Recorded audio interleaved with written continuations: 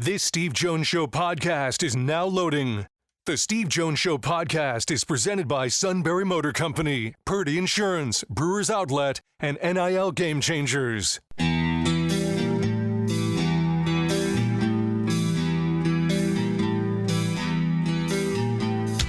Bringing you an in-depth look at Penn State sports and more. This is the Steve Jones Show on News Radio 1070 WKOK. The Steve Jones Show is presented by Brewers Outlet, NIL Game Changers, Sunbury Motor Company, and Purdy Insurance.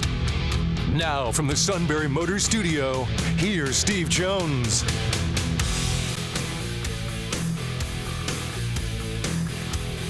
This half hour being brought to you by Purdy Insurance. Market Street in Sunbury. Go to purdyinsurance.com. Auto, home, life, business, boat, motorcycle, RV. They do a great job of making sure, A, you're fully insured, the purpose of insurance. B, and the purpose of customer service, is to make sure that you're also saving money wherever you can. So they'll check and see if they can get insurance over state lines. They'll maybe bundles, whatever, but they'll try and save you money and also make sure you're fully insured. That's what customer service is all about. The great people at Purdy Insurance, Market Street in Sunbury. Go to purdyinsurance.com. The book is entitled Men in White, and Chris Raymond is the author of it. Chris, thanks so much for the time. Really appreciate it as we get a chance to talk about your brilliant work. Thank you, Steve. I really appreciate that. So let's start with this. What did it take to organize? Because this is written in a completely different style. What did it take to organize the quotes in the order you needed them to tell the story? It was kind of like working with a puzzle. You know, I would conduct interviews with the players and sports writers, coaches that I talked to. I think I talked to about 60 people for the book. And then have the transcripts, typed up. And I would literally go through and kind of just excise the gems, right? The quotes that I thought were most compelling. And then I found, in working with it, that they sort of started to kind of connect themselves. They fit almost like puzzle pieces because certain themes emerged in the reporting. And a lot of the players kind of returned to the similar moments or points that they were trying to make. So it was a matter of kind of stitching that together, and I found that it was a lot of fun to do. But the reason that I really kind of chose to kind of go with the oral history was just because, I had covered the team when I was there at Penn State in the 1980s, so I knew some of the people that continued to cover the team in the years after that, but the players had no idea who I was. So I felt like I needed to kind of go to them and, considering how much they'd been burned by, I think, the national media in 2011 when the story first broke, the Jerry Sandusky scandal, it was easier for me to go to them and say, like, hey, I'm trying to tell this story, and it's really going to come out in your own words. Did it take more work with a few of the guys than others because of the trust? I was really surprised. I had much more luck than I thought. There were some players that really never quite warmed up to it and didn't want to, didn't speak to me in the end. But I kind of started with like some of the walk-ons and some of the role players, and I think those interviews went well, and I think those guys kind of talked to some of the other players. And then I got lucky. I was able to get to Trace McSorley and Christian Hackenberg fairly early in the process, and I think by the time those interviews were done, others were kind of willing to speak to me. There is a narrative about all of this, as we both know. What did you learn through all of this that maybe you did not know before? I think, for me, I knew a really good story in that 2012 season, and I knew there was a great story in that 2016 season. It was a matter of, can you connect the dots, right, and lead people through those kind of lean years. And I wasn't sure whether there was going to be enough of a story there, and what I found was that there was. I mean, those guys were committed all the way through, and it was kind of like a roller coaster ride. So you did get certain breakthrough games, the 4-overtime win against Michigan, and then you would kind of plummet to, the loss to Temple in 2015. But there were things that they were sort of trying to do. I think the thing that really came through for me was, and I guess you kind of expect this from a Penn State player, but that whole idea about, Paterno's idea about success with honor high character guys, really that's what they kept leaning on in those lean times, was that, these were guys that were coming here not just to win football games, but because they wanted to kind of be well-rounded individuals, and because they felt that whole idea about like winning with honor, about winning on a team where you're surrounded by high character guys matters. And so it became a little bit more about the mission. So that was really nice to see that idea reinforced, I think. I wasn't sure whether I was going to get that going in, but I definitely had that. It was very clear in the interviews that I conducted with the players how thoughtful they were, and how much that whole idea about kind of playing with those high character guys mattered to them. Well, as somebody who covered the team before in the 80s and got to know the players in that era, did you find a lot of similarities between the players of that era and the players of this era that you talked to? And what were any differences maybe you encountered? I think that it really was, they were all, I remember seeing that transition when I was there from like my freshman year and those guys that came in as freshmen to, the ones that graduated with me in 1987, and just how sharp and thoughtful they were. And I got that same thing from the players that I spoke to from today.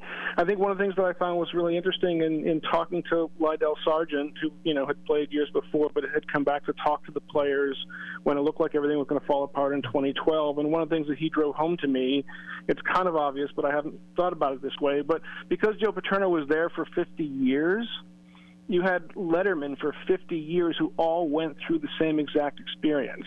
And that's really unusual for a college football program to have that.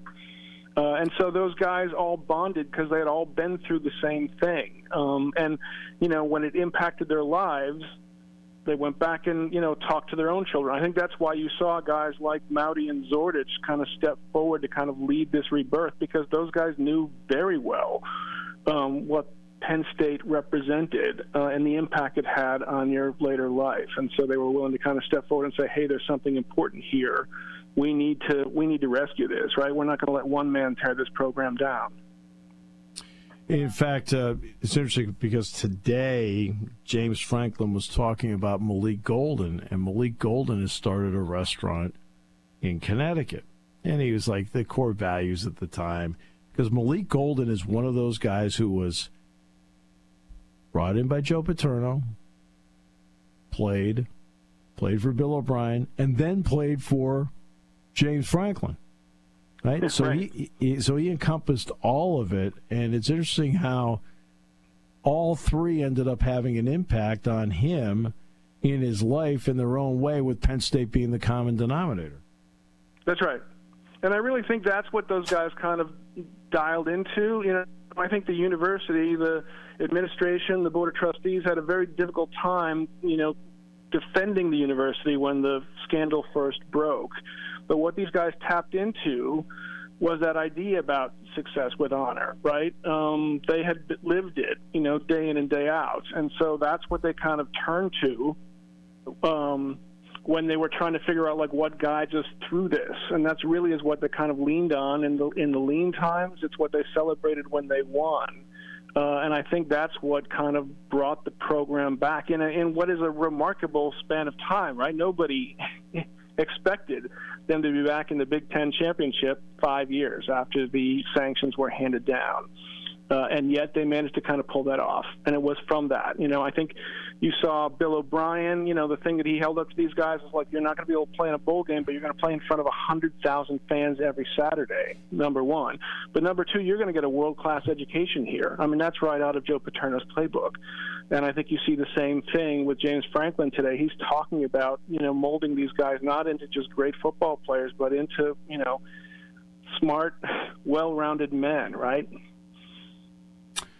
Mark Emmert, who still can't find the $100 million from his UConn experience, wanted this place gutted because he wanted to show the world, his power and what it meant, and that Penn State would be playing in front of 25,000, 30,000. When you talk to everybody, what did the fan support mean to them, that it was there on an every game basis? Yeah, I think that was huge. I think those players, when you turn the corner from 2011, you have Bill O'Brien come in. They have a really great winter workout. And I think they've pulled together, and they think they weathered the storm. And then those sanctions get handed down, and worse than the sanctions was, the decision to absolve them of all ties to the university, which meant that you had recruiters come rushing in, trying to tear the team apart, right? You're looking across the table from you and saying, like, is there going to be an offensive line for me? Is there going to be a quarterback there for me? Those guys that even wanted to stay weren't sure whether the program was still going to be there. And the fact that the fans, rallied. There was a rally days after those sanctions came out at a practice at like 6 o'clock in the morning, and thousands of people showed up for that. And that really struck the players hard.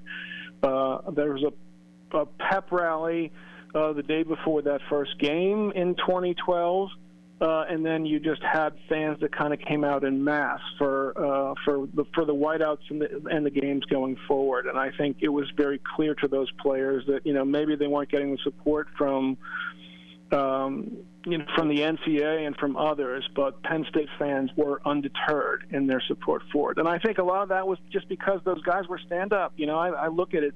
My son was young, in his early teens when all of this was happening, and in writing the book, I kind of reflected, and I was like, you couldn't have asked for better role models, right, than guys like Michael Mauti and Michael Zordich and Matt McGloin and Christian Hackenberg and Trace McSorley, Saquon Barkley. It really is. There's a sense of a certain kismet there that those are the guys that ended up on the team. But not only were they great on the football field, like I said, but, guys like Saquon would kind of sit there and sign autographs for, as many fans as wanted to kind of stay and collect them at the end of games. They were all so thoughtful, so well-spoken. They really worked hard in the locker room. It's really, these days it's really kind of difficult when you have a child to kind of say, like, hey, look up to sports heroes, right? But those guys were certainly there on that team. To this day, you can kind of look up to what they achieved. If there was anybody in that time that was symbolic that still to this day creates a bit ire among Penn State fans, it's Silas Redd. And Silas Redd ended up, and Lane Kiffin was the coach at the time, went to USC. I know I've talked to enough guys, and I feel strongly this way. I wish he'd come back to Penn State, because I know why. Like, he was so attached to Joe, he was devastated by the fact that Joe wasn't there. And what were the comments that you received about Silas Redd? Because I know in talking to the players I've talked with, they'd love to bring him back. And look, and I'd stand side by side with him myself. Yeah. I think, when I was in the midst of reporting the book, that's when that documentary, Saving the Roar, came out. And that certainly was one of the bigger storylines there. I think one of the most remarkable moments in that documentary is when they went back and talked to Silas Redd about the experience and how much it gutted him. You had a guy there in tears. He was literally in tears at the end of that interview. You saw the impact that it had on him. And I think he spoke then, not long after that, on Adam Brenneman's podcast. And again, just a remarkable interview. And so when I saw those two things, I knew that had to be a moment in the book where you kind of heard from him and what he went through. So I've heard players on those podcasts. I've heard others kind of talk about wanting Silas Redd to come back. But I really do think it's like somebody needs to step forward and make that happen, because I think Silas Redd would really appreciate that, would love that, to be reunited with that group. And I feel like you get the same sentiment on the Penn State side. A lot of those guys kind of look at what he went through and look back to what he meant to that 2011 team. Like, nobody faults him for going to USC. Right. He is that guy that looked and said, is there going to be an offensive line? And here's a team that's ready to compete for a national title. And he was like right on the cusp of of going into the NFL draft, right, being a high draft pick. So nobody faults him for that. No, and that's the thing. I've stand side by side with him anytime, tell everybody, hey, look, I know the reasons why he went, and the reasons you talked about, and again, he had a real attachment to Joe. Right? And so there's a lot going on there. I've always felt, Chris, that with the fan base, there was an us versus the world mentality from the moment this happened. until the Ohio State game in 2016, where I've said that when that game ended, the moment Grant Haley crossed the goal line, that to me was the first true release of joy and not just us against the world, that there was a release of joy that night that got the program emotionally into a different level. What was your thought on that? Yeah, no, I agree with you 100%. I think that I think what people on the outside didn't realize in 2011 was that you had the national media sort of descending on the campus and pushing, the story forward, driving it forward, like really pushing for heads to roll. I know for me personally and a lot of my alumni friends, like they wanted answers to who knew what and when, on campus. And it just became clear that was never going to happen. You were never going to get those answers because of how fast they pushed that story forward. And so I think that's where that us versus them mentality comes from. It was like an invading army, really, That's where that us versus them mentality comes from. But that 2016 team, when you look at it, was one of the most thrilling teams to watch because they had all those sort of come from behind victories. And you're rooting for guys like Trace McSorley and Grant Haley and Saquon Barkley. It's hard not to root for those guys. I think you couldn't look for better ambassadors for the sport of college football. And so I think when they finally broke through, it was clear that, the team was back. This was a team that can compete on the national stage. And they did it in a way that was so joyous, right? Such a thrilling win, topped only maybe by the one in the Big Ten championship where they come from like 21 points down, right? Yeah, right. So I think that it was hard. It was easy then for the rest of the world to kind of come in and celebrate it, right? And to kind of forget what had happened 5 years later, or at least, forgive what happened, 5 years earlier.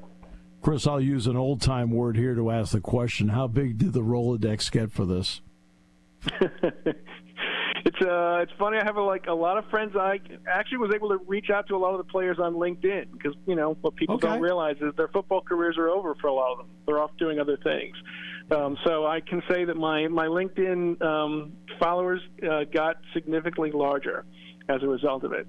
But again, it was I think I was doing these interviews in the midst of the pandemic and, working full time at Consumer Reports where I work during the day. So to come, close the laptop at the end of the day and interview one of these players, it ended up being like crazy inspiring for me. And that's why I was able to kind of do it night after night. So they're all good guys, like I said, and I'm just really honored that they trusted me to tell their story, and that I was able to kind of pull it off. And as you see when you read the book, it's really, I didn't have to add any drama to it. I didn't have to go for any salacious details here. There was a great dramatic story that was waiting there to be told, and I'm fortunate those guys shared it with me.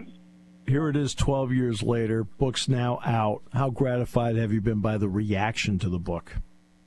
Yeah, it's been tremendous, I think, so far. I mean, I've had a few players that kind of reached out to me and said, you got it. Thank you. I really appreciate it. But there's also been, I've done signings in Harrisburg and Williamsport and Scranton and State College, and I had fans that came forward, too. And, that was also one of the goals was just to try and explain what it means to be a Penn State fan, what it meant to kind of go through that turmoil to people who maybe didn't understand it all that well. And so for me, it's just been tremendously gratifying to have, those fans, people who read it, kind of come forward and said, thank you for telling this story. What has been your family's reaction to it? I think they were happy when I got to talk to other people about it. They heard about it for 3 years, as I reported. So they're happy that it's done and that I'm talking to you instead of them. Fair enough. Chris, it's outstanding. I couldn't put it down. I went wire to wire with it, and I appreciate the tremendous effort that you put in to tell the story exactly right. Well, thank you, Steve. That means an awful lot coming from you as somebody who's watched the program up close. Chris, thank you. Appreciate it.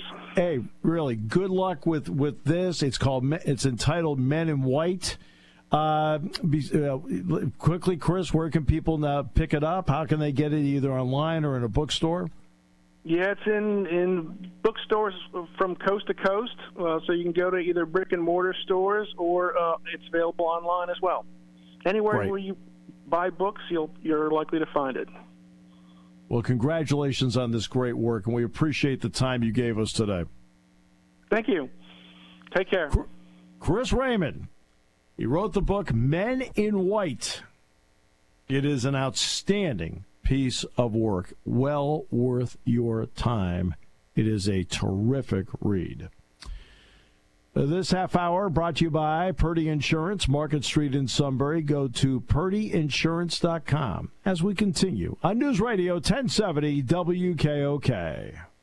Party time, game time, or just fun time. Doesn't matter what time it is because it's Brewers Outlet time. The Beverage Supermarket has the area's largest beer selection. Imports, microbrews, ciders, and domestics. Pick from over 100 ice-cold 12-packs and dozens of 24-ounce singles. Soda, snacks, hot sauces, fresh roasted peanuts. Make it one-stop party shopping, and don't forget the pickle bar. So whatever you're celebrating or just doing it up, Brewers Outlet, Reagan Street, Sunbury wants to see you. And thank you for your years of patronage.